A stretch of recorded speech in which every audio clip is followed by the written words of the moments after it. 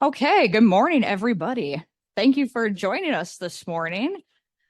My name is Savannah Jorgensen, and I'm the Legislative Coordinator with the Lutheran Office of Public Policy, California. I'm here with my director, Regina Banks, and we're pleased to be with you here today to be talking about the March 5th ballot proposition. So we're going to be kind of discussing, what this looks like, what it means, what it all entails, and what you'll see on the ballot. And we'll also be going through, our rationale for our position on the matter from a faith perspective. So we hope this will be informative for you all, and we'll go ahead and get started right now. For those of you joining us either online or in the room, you may not know what the Lutheran Office of Public Policy is or who we are and what we do. So what are we and what do we do? The Lutheran Office of Public Policy, California, is a coordinated witness of the ELCA in matters of public policy, specifically in the state of California. We work with the ELCA Advocacy Office in DC, our other state public policy offices across the country, and other faith and secular organizations in and outside the state seeking peace and justice.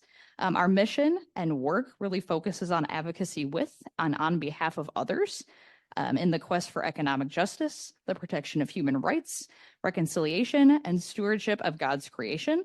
Our work in this public policy sphere is guided by the social teachings of the ELCA, and we are advised by an appointed policy council that some of you may know members of our policy council.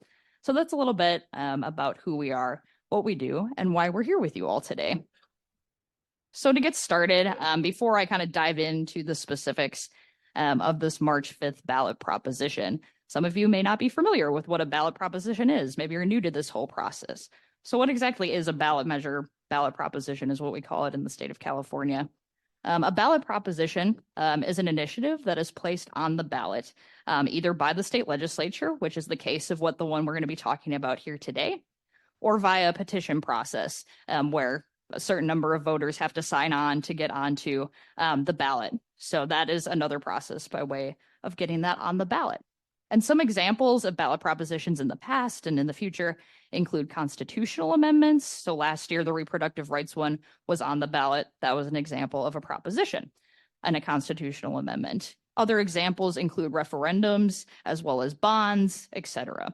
The one we're going to be talking about here today is a bond, and I'll get more into that in a second when we start talking about the specifics of the March 5th ballot proposition. But before I get into it, again, some added clarity for you all about how LOPP really goes about determining our position on ballot propositions and considering them, so you kind of have more of that context in the matter. So what do we do to start? So like you all, we kind of look at the ballot proposition, we read through the explanation, we read through analyses of the ballot proposition to really get a better understanding of what this measure is doing and what it means for us as voters and what the outcomes and goals of this proposition really will be doing. From there, when we have a better understanding of it, we then consult ELCA social teachings, so social statements, social messages, our faith and theology, and our grounding in the Lutheran faith tradition. And we kind of see whether the proposition then aligns or does not align with those social teachings. From there, we consider faithfully, after reviewing all of this, what our initial opinions are. Regina and I consult what our initial leanings are, what we think LOPP's position should be. And we always consider ballot propositions from strong support, oppose, and strong oppose. So those are our four positions that we tend to take on ballot propositions and things like that. From there, we take all of this information, all of our initial considerations that we had been pondering to our policy council. And when we have the quorum of our policy council there, they also we have discussions with them on Zoom or in person, what have you. And we consider all of these together, and then they vote on what position we should take. So that is the process we go through for coming out with our official Lutheran Office of Public Policy position on ballot propositions. And that is the process we did indeed take for this March 5th ballot proposition. So with that, our position is then voted on and decided, and then we come do things like this with you all and share resources with congregations across the state to really give our viewpoint from the faith perspective, why we're thinking what we're thinking in terms of our position. And I want to be clear before I then now finally dive into the March 5th ballot proposition that we're not telling you how you should vote at all. Rational minds can really differ in many ballot proposition examples. So we're just really here to give you resources, hopefully explain in a little clearer way what you're going to see on the ballot for this proposition, what it does, and what our opinions are from the faith perspective and what our social teachings are kind of calling us to do for this proposition. But again, rational minds can differ. We're not telling you at all how to vote. This is just one of those free-forming discussions that we want to give you resources for. And with that, we're going to get into the thick of the March 5th ballot proposition. Thankfully for you all, there's only one on this ballot, so that'll be nice and simple to remember through this. Yeah, buckle up for November. There's going to be more, but that's not what we're here to talk about today, thankfully. So what exactly is the Proposition 1 that you will see on the March 5th ballot, or maybe have seen if you've taken a glance at your ballots? So overall, Prop 1 is asking for about $6.4 billion in bonds to build mental health treatment facilities for those with mental health and substance use challenges, and to provide housing for the homeless. That's per some official ballot language and explainers of what this proposition is doing. But what are you going to see on your ballot? Because there's more nuance and more text on the ballot for this proposition. So per the official ballot prop voting language, a yes vote supports renaming the Mental Health Services Act of 2004 to the Behavioral Health Services Act. So it's renaming that act to something different. And it's also expanding its purpose to include substance use disorders, including for persons without mental illness. So currently the way that act is structured, you have to have some sort of diagnosed mental illness in order to get substance use disorder support and things like that. So what this proposition, if approved, would be doing would not only be renaming that act, it would also then be expanding the substance use support to people without mental illness. So that's the first thing it would be doing. Additionally, this proposition, a yes vote, will also support changing how the revenue from the 1% tax on income above $1 million is spent under the law, which includes requiring 30% of the Behavioral Health Services Fund be allocated to housing intervention programs. So currently there's a tax under that Mental Health Services Act that is a 1% tax on incomes above $1 million.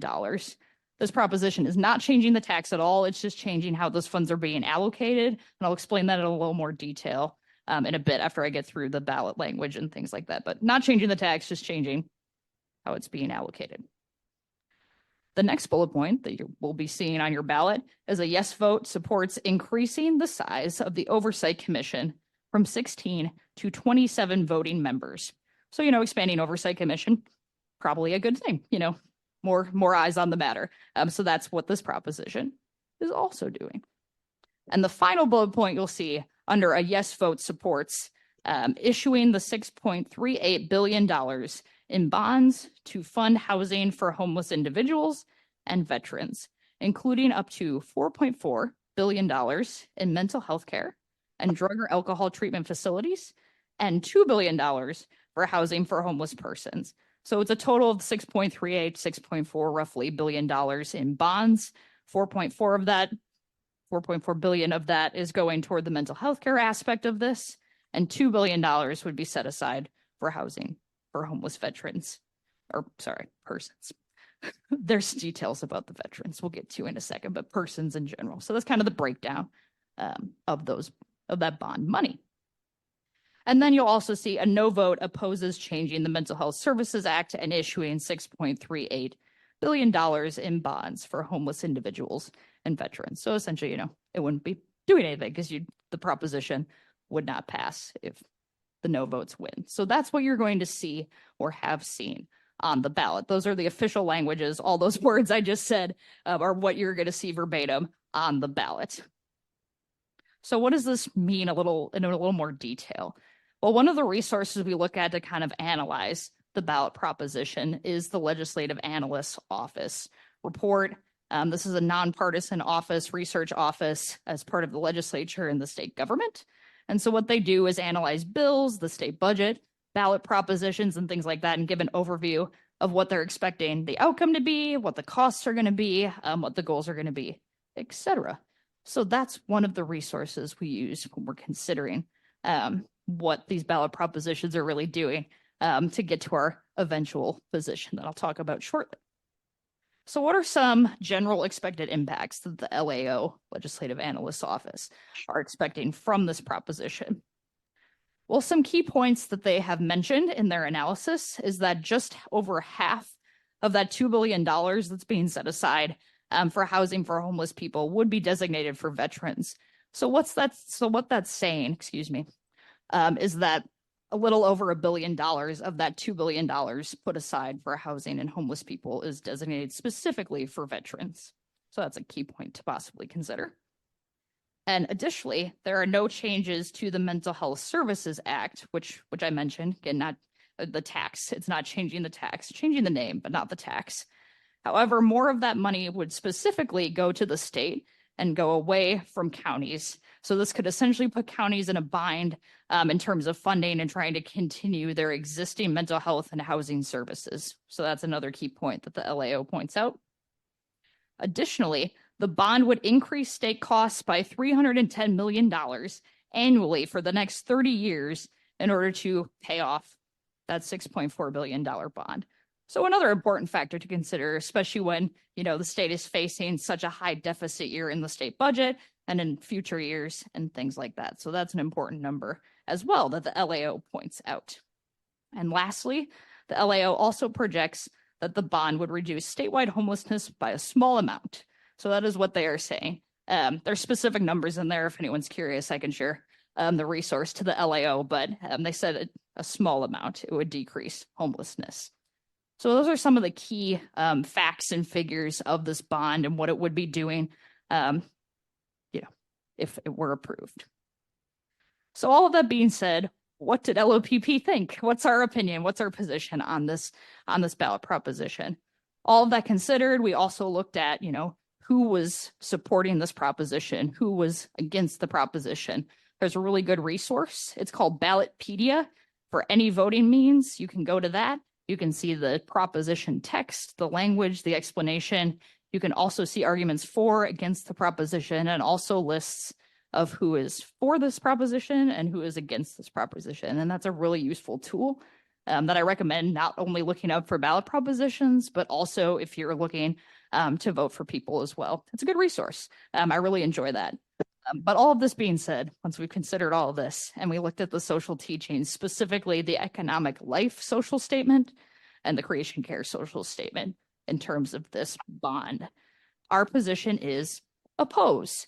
But we say that with a grain of salt. It's a mild oppose in this instance, because again, like I said, in most instances, rational minds can differ on these ballot propositions. But why did LOPP say we're opposed to this ballot proposition? Because we do, in fact, recognize that housing and mental health services and these crises in the state and the country are crucial issues and a part of our loving our neighbor. We do hesitate to recommend ballot measures that try to budget through the ballot measure process.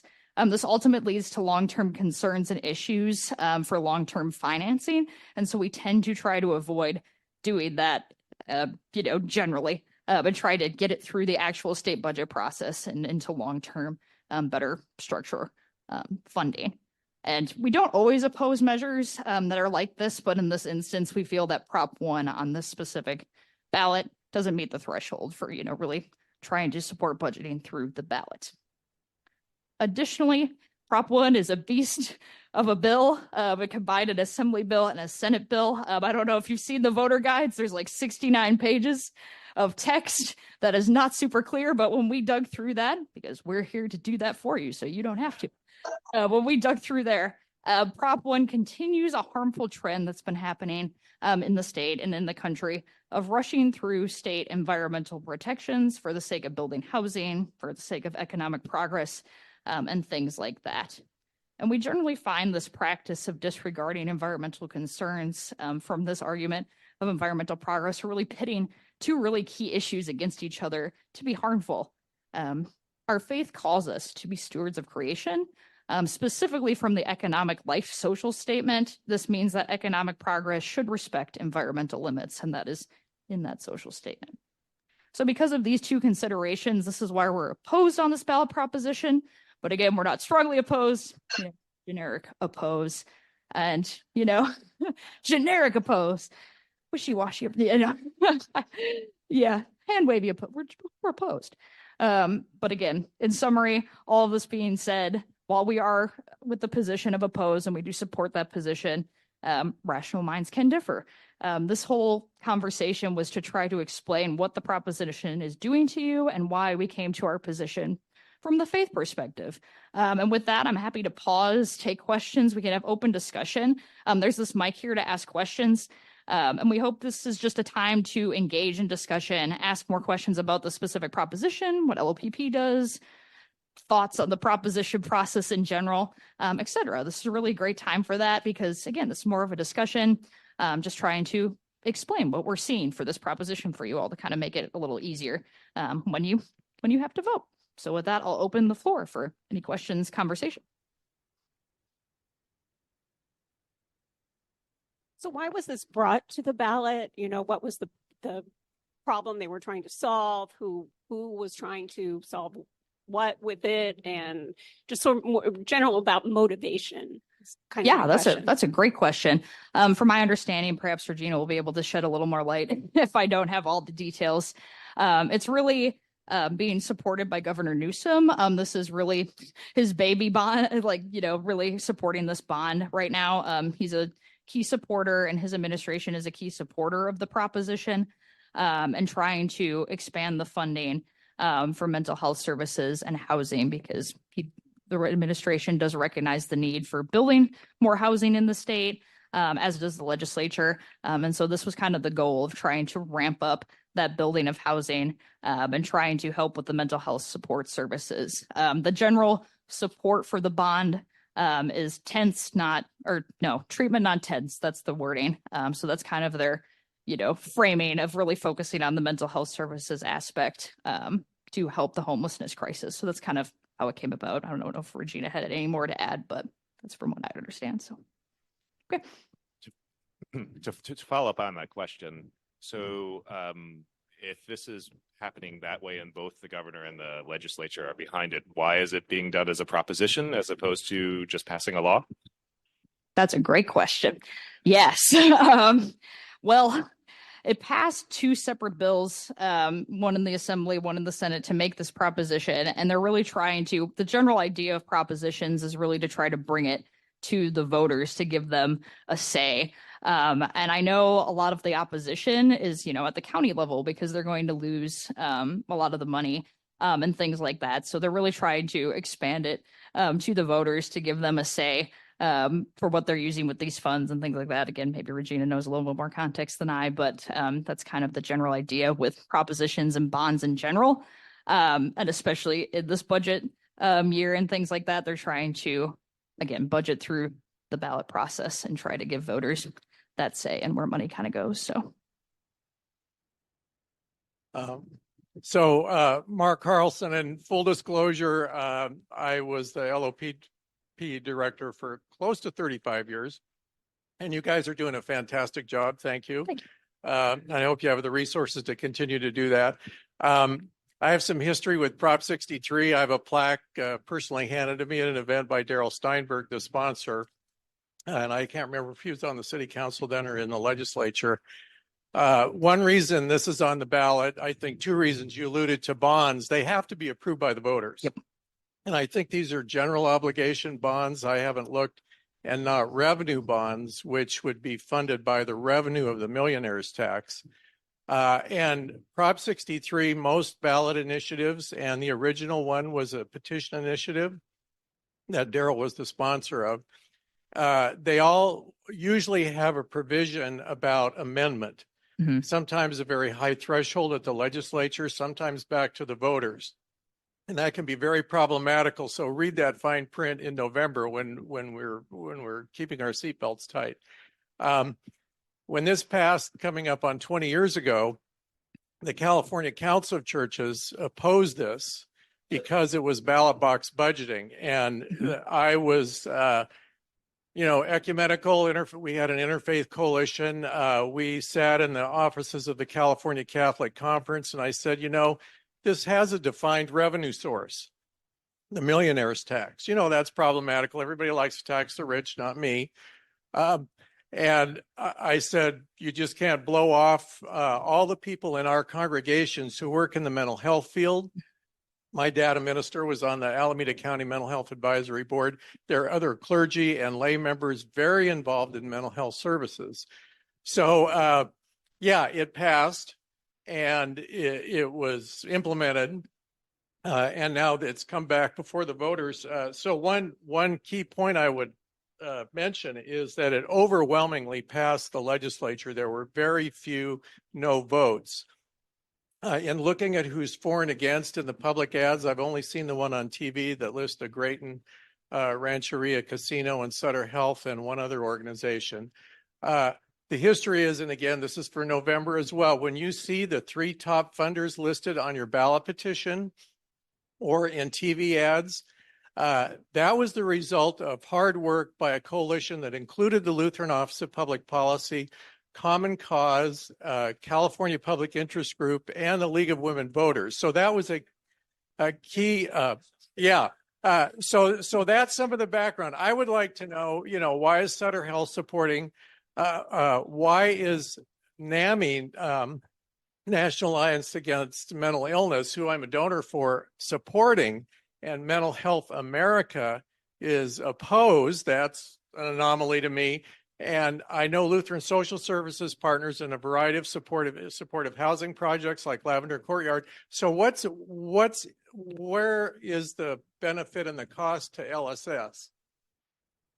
Specifically to LSS, not really sure about specifics there, but some of the arguments I was seeing specifically from the opposition side were, again, it's not going to really impact homelessness in the state that much. That was one of the key arguments. And the other really large argument against the proposition specifically that I was seeing was the enormous costs to the state to really repay it, the bond in these budget deficit years, to try to not take that money, have to then consider where to take that money from, things like that. So those were some of the 2 key arguments that I was seeing against the proposition. Perhaps Regina has more to add. I just want to add this really quick comment. Thank you, Mark. Really appreciate your comments and the history that you provide when you're in the room. Always appreciate that. I just want to add that when I joined LOPP as the director, I wanted to make sure that we almost never took a truly neutral position, because why bother? Why bother going through the entire process to ultimately come to a neutral position? And yet this is one of the ones where probably true neutral is not unreasonable, but you've got to pick a side, because we're all going to have to ultimately pick a side. There are good arguments on both of those positions, and also you're going to have to fill in a bubble. I also want to flag that both CEOs of Lutheran Social Services of Northern California and Southern California sit on the board of LOPP. They were involved in this conversation.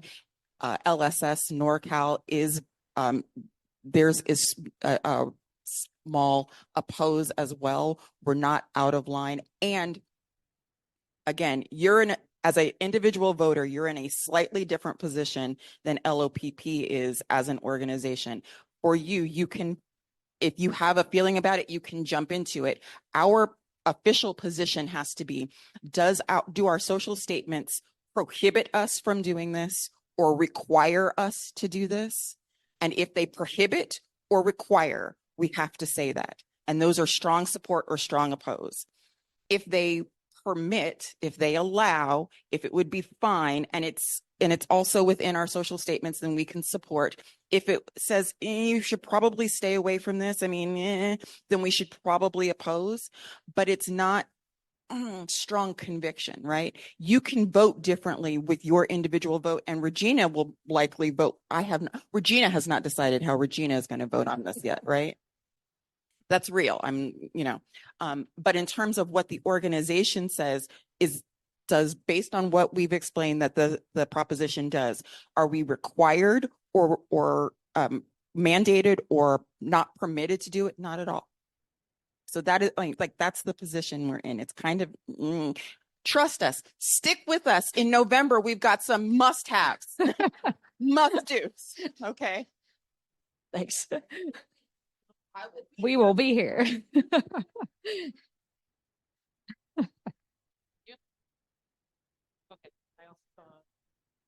Thank you. All right.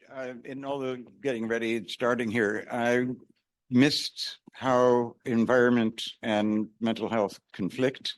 And clarify for me, please, it is for the mentally ill and veterans, or is it mentally ill veterans? Yes, it is. It is mentally ill folks and also veterans. They are not having to be mentally disabled or, have mental illness for the veterans to get housing in this matter. And in terms of the environmental confliction, if you will, deep in the recesses of the language of this bond, this proposition, I should say, the two bill language, it's really not that the mental health crisis and the housing crisis are at odds with the environmental crisis. It's that a lot of times leaders, there's been a trend of which saying, oh, we cannot respect the environment and really consider that in a little bit more depth because we have to rush through building housing, rush through all these creation of new spaces. And what we're saying is that per our social teachings, it's just important to consider the environmental concerns that those groups are raising in the issue and things like that. And so CEQA, for those unfamiliar, that's the California Environmental Quality Act, comes up a lot in these discussions and really trying to, a lot of arguments are, oh, we need to get rid of CEQA or diminish CEQA and things like that because it's hindering progress, if you will, on these developments. And our social teachings really guide us that those should not always be butted against each other and pitted against each other in the ways that they are. So that's just kind of what we're saying and what we're seeing in this proposition a little bit more. Yeah.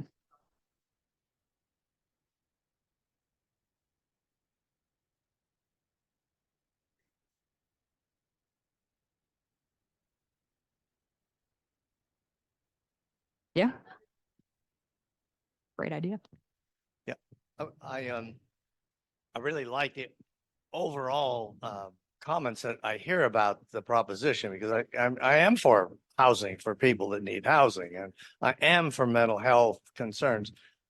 What I'm concerned about is that in my head, I've always thought that cities and counties, that's where the problem is. And those are the people that know all of the ramifications that are impacting why people need mental health and where they can go for mental health and how they get it.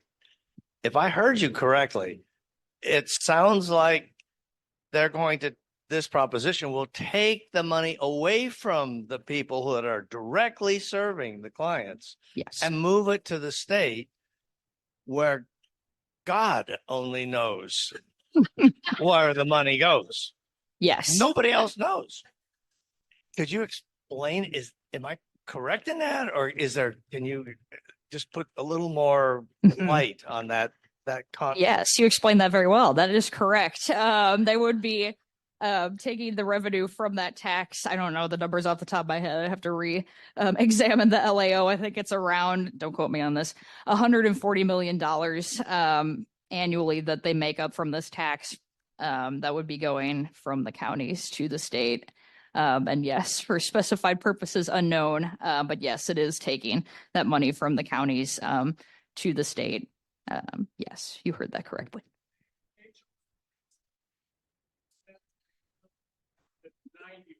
Okay, there you go.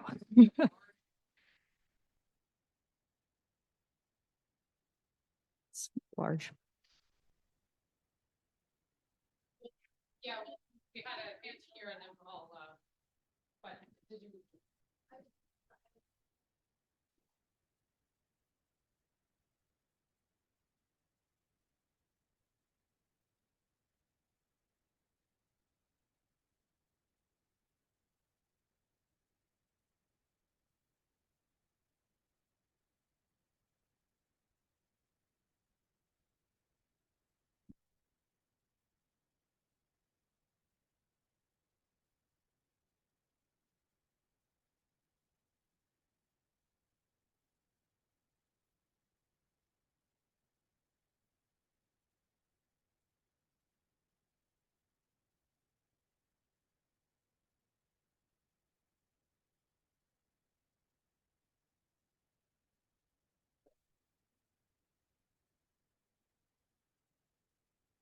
they give minuscule rationale. The thing that you have that is persuasive, that was. I'm sorry. I'm sorry about this.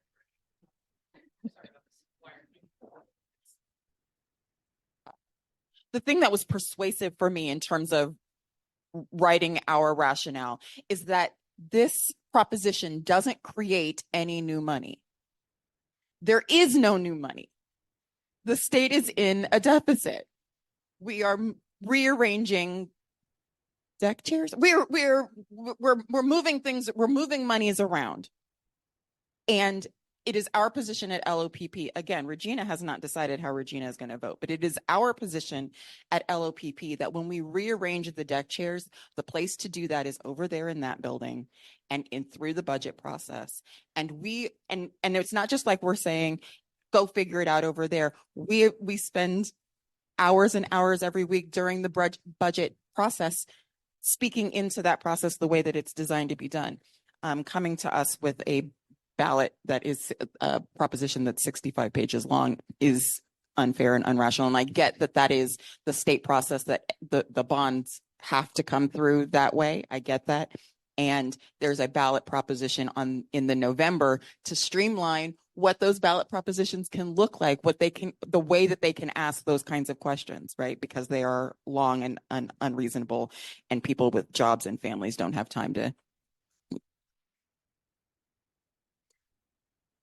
It's not creating any. It's changing a bond that already exists. This will not create any new money. Sell any bond. There's no bond. The bonds are already being sold.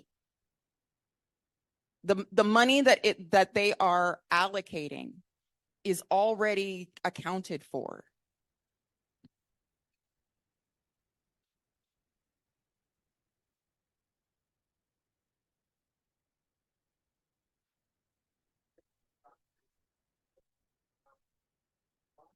It's amending a proposition.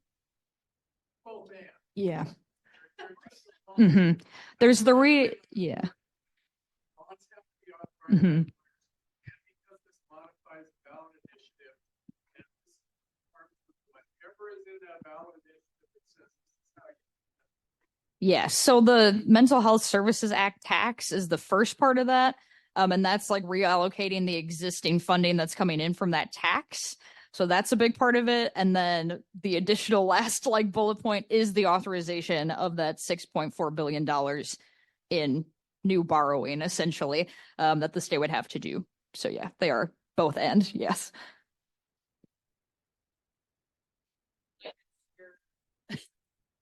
I really like a lot of what this was doing, like changing the labeling of mental health and stuff like that, and the help they're going to provide. But what are the chances that if this does not pass, there's going to be a better version of this coming down the road? That's a great question, and I would have to get back to you on that. I do not know the answer.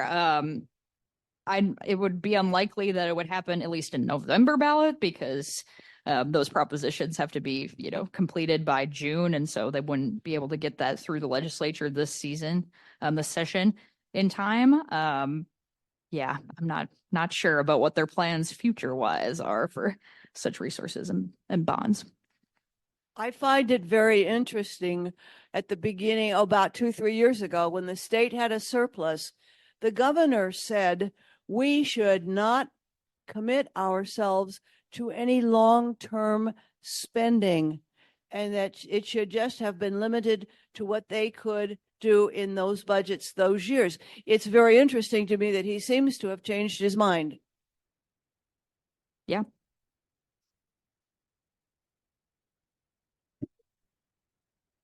Give everyone a chance.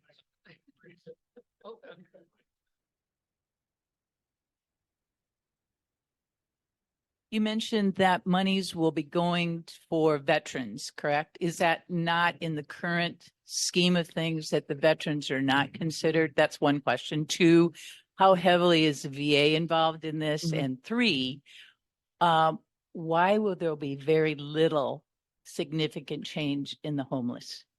Yeah, those are all great If questions. there's $6 billion, I will be happy to help administer. You know, you know. Yeah, those are all really, really great questions. Yes, about $2 billion is allocated for housing in these bonds. And per the legislative analyst's office, they said just over half of that $2 billion would be specified for housing for homeless veterans. So yes, it is creating housing for homeless veterans. In terms of the VA involvement, I am not sure. Maybe Regina has seen stuff from them about their position on this proposition. I'd have to check for you on that. I'm not sure what they're saying about it, but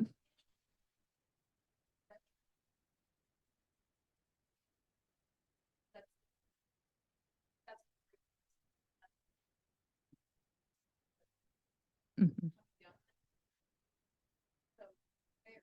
Yeah. Yeah, and then your last question was why the LAO was thinking it's not going to impact homelessness in the state much. I think it is in, again, I have to double check the numbers and their wording on things, but I think it's ultimately because of how the funding would be used and maybe the lack of the state's explanation for where this funding is going. I think they said it was in terms of the amount of like homeless population right now and how much housing this funding could create essentially. So ultimately, like the decrease of homelessness would probably be minuscule, likely for those reasons. But again, I'd have to check on specifics of why they mentioned that. But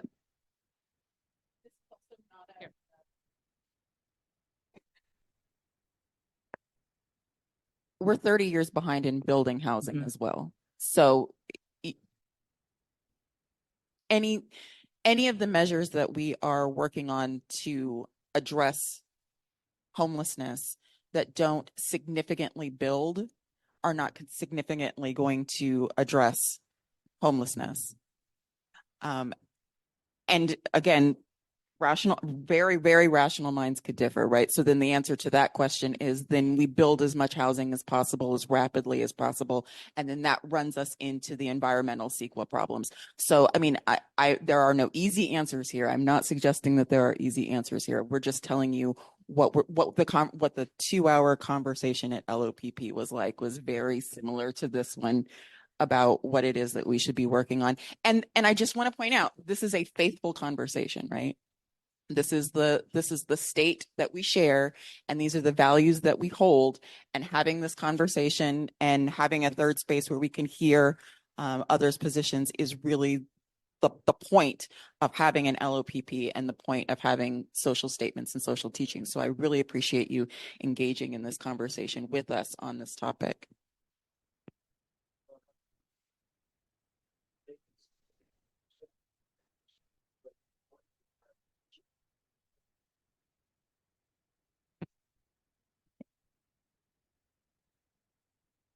So thanks. This is great. This is how it should be done. And we should set aside 4 Sundays in October, I guess, if it's a big ballot.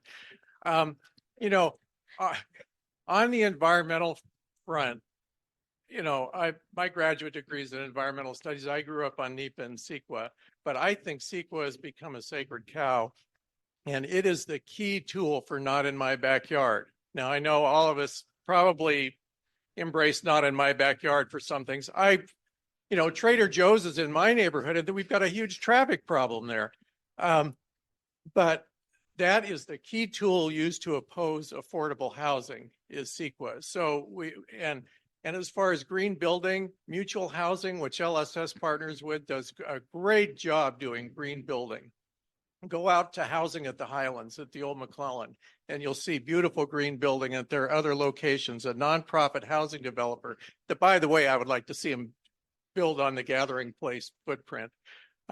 So yeah, the environmental one is very ambiguous, but I would ask that people spend 2 hours on Pulse Point Fire Scanner and the Broadcastify Law Enforcement Scanner, and you'll see why Brian Rice, the president of Firefighters Union, is supporting the ballot argument. Our first responders are under siege.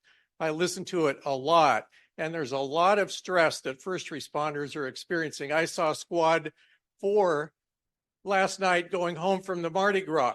They are under siege. No, this is a speech. This is a polemic. But listen, can I ask you to listen to Holt's point and broadcast? Okay, I say this a lot when we do these ballot conversations.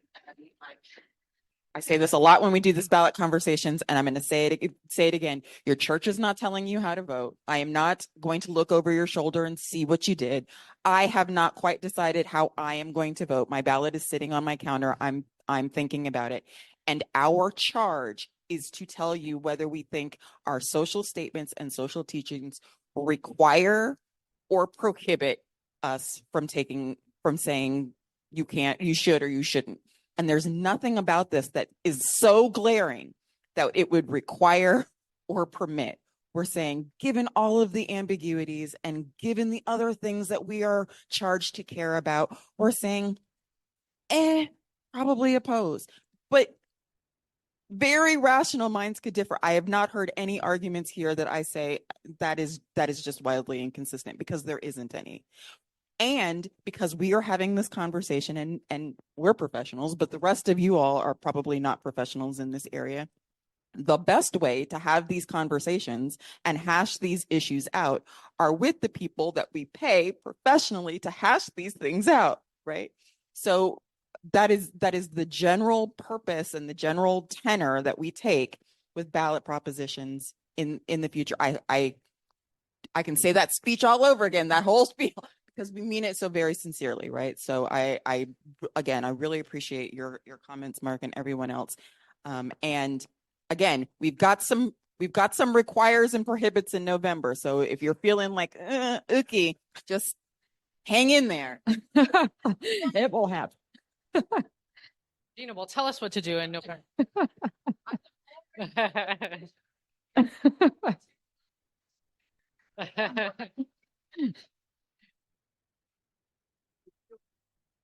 Yes. Hi, I'm Bonnie Holstein. I'm just wondering, in making in having these discussions, did you look into or did you consider what the counties are doing and if it's adequate? I'm just kind of curious what analysis was done of, since the money's being taken from the locals, as you're saying, to the state. And I haven't done a lot of deep dive into this, but what is the adequacy of the local homeless and mental health programming? And I'm just, since there was an overwhelming vote in the legislature, I'm assuming there was some judgment that it wasn't adequate and that there was a need for some upgrade. So I'm just curious if that was part of the discussion.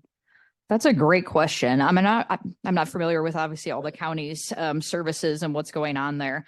But I know, as previous discussion today has said, a lot of people are concerned about the fact that they know what their communities are facing.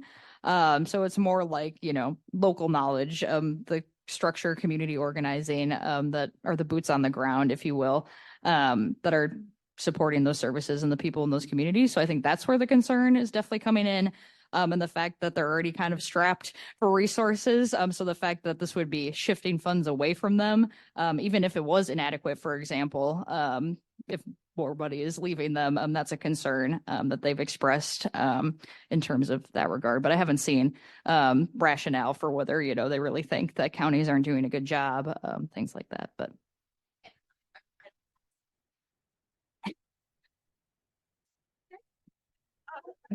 And I don't want to speak for our colleagues at LSS, but again, both CEOs of Lutheran Social Services of Northern California and Southern California, who work with our counties, especially Carol Roberts, who works with our Northern California counties, they are mild opposed as well, because it's taking away that specialized knowledge in the counties that we serve. And as a board member of LSS Northern California myself, we have conversations in those board meetings.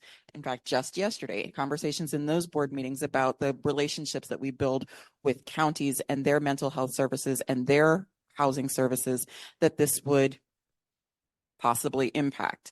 So, that's a great question. We didn't look at that specifically, but the people who do look at that specifically are with us in the mild oppose.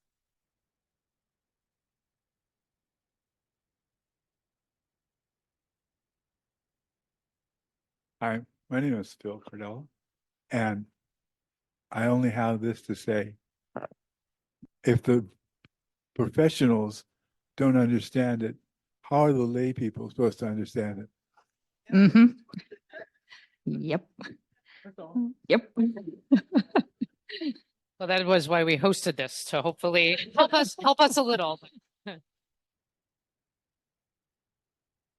This is just because we're talking about counties and the role of counties. I just feel a need to say this, as I have a family member who's on Medi-Cal.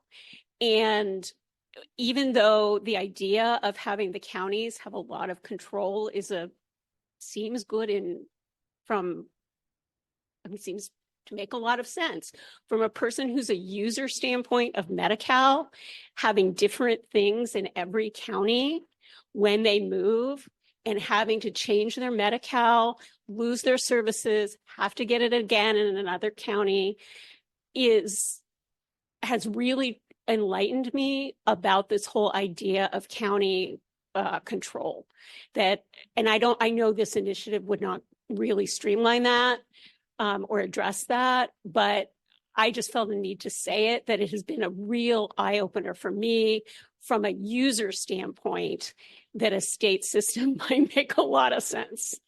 Yeah, we appreciate those comments for sure. Yeah, wouldn't it be nice if things could be less red taped and all that jazz?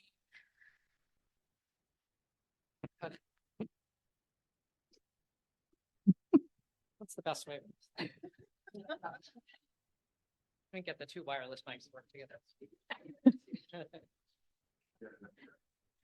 Hi, I haven't read up on this, and I'm just learning today too, so I'm not even sure if my question is going to make sense. But I did have a question about what Mark said earlier about 90% stays with the county, 90% with the county, and then 5% to the state, or something like that.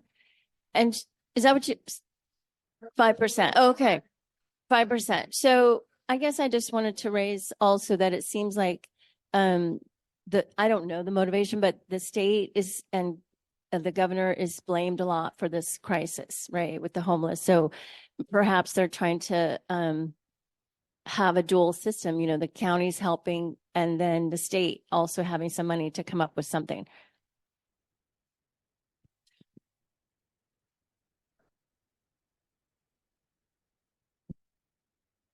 I remember that in Stockton, there used to be a state hospital for the mentally ill. I wonder how many other places like that are still returnable to the intended purpose.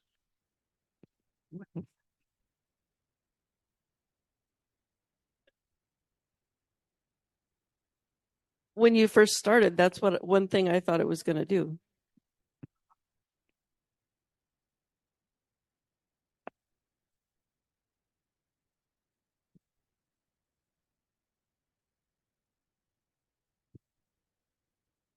Yes. Yeah. And before we pass the mic, all of this information we are going to put on our website. And this, I think, is being recorded. Someone correct me if I'm wrong. Yeah. Okay, perfect. Yeah. And so this recording will be accessible as well. But yes, there will be a document with all of this living on our website, so you don't have to remember it from today. So it is Lutheran office or LutheranPublicPolicy.org. Something like that. I should know the URL something off the top of my head. Yeah, if you just Google Lutheran Office of Public Policy, California, it'll get you there. So I don't know if we have a date yet, but all parties it happens that it's but if you would like to in on that conversation, more than that, you can put them on our website. it's a lot. Possibly more. Just gonna. Yes, it'll be in the August, September, October range, whatever that date will be. So Say that briefly so Yes, Regina was just saying that for the November ballot propositions, we'll do similar conversations like this. And all of those dates and locations, Zoom information will live on our website. We're still determining the best date to really have our bigger ballot proposition talk. But once we figure that out, that will live on our website. We'll try to get it out on our social medias, so Facebook. For those still using social media, it will live out there in the world. We'll communicate it with our fellow congregations, synods. It will be distributed, and you are all welcome to attend those as well. Oh, okay. Well, not the last word, but that's yours. But so thank you for the attention to the state's fiscal health. And I know that'll be an issue in November if there are more bonds. I know many of us have an eye on the climate, a possible climate bond. So, but on substance abuse, and I think the number of unhoused people will be helped. These are very difficult, expensive cases that, need treatment and permanent supportive housing with social services. So they're expensive, but they're less expensive than the jail or the emergency room, which again is why, Sutter Health and the Med Center are under siege. So just keep in mind this image that when we talk about redeeming lives, the redemption value on those soda cans and beer cans from last night's Mardi Gras over in the gathering place, the redemption value for the environment is 3 times the excise tax on the content of that alcohol. There's no excise tax on soda unless you live in Berkeley, of course. But on beer and wine, the excise tax is way less because we're adding wine bottles now into the beverage container deposit system. Just keep that in mind, that from a tax point of view, we care more for the environment than we do about helping people who are addicted or diagnosed with mental health. And the legislative analysts have suggested raising that excise tax. Some of us would call it a sin tax.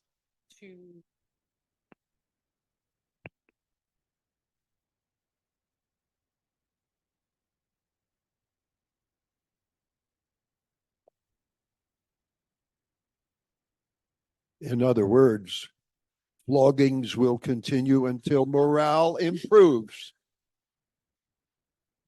And that is the position that I am finding myself in as a Christian, trying to be educated about what's going on. There are no alternatives right now. Everyone is fighting and scrambling for what they believe in. That's right. We should all feel strongly about what we believe in. I've said it. Thanks. Thank you. And this will be the last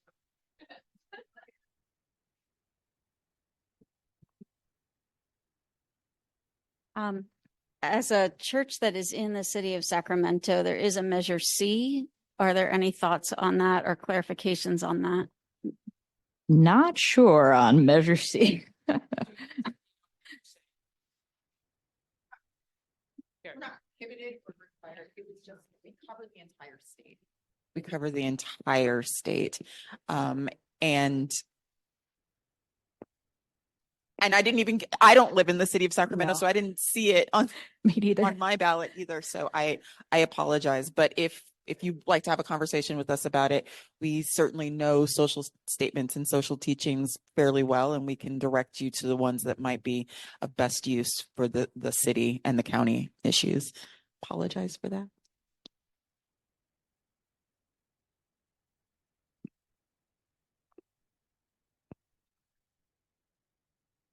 All right. Well, thank you, Savannah and Regina, for being here with us. And